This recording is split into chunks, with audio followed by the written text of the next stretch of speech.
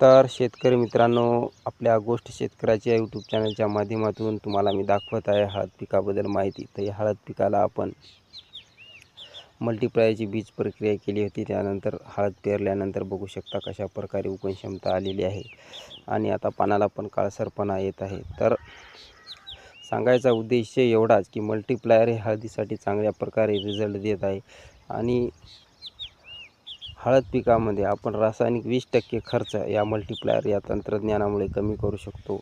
आणि मल्टीप्लायरसाठी अधिक माहितीसाठी आपला जो नंबर दिला त्या नंबरवर तुम्ही कॉन्टॅक्ट करू शकता. आणि मल्टीप्लायर नवीन शेतकऱ्यांनी तर नक्कीच वापरावे, कारण आपला खर्च जास्त होणार नाही. आपला खर्चामध्ये 20% कपात होणार आहे आणि कमी खर्चामध्ये चांगल्या प्रकारे हळदीचं उत्पन्न आपल्याला मिळणार आहे. तर नक्की मल्टीप्लायर तंत्रासाठी आमच्याशी नक्की संपर्क करा, तुम्हाला संपूर्ण माहिती मिळणार आहे. तर जय जवान जय किसान.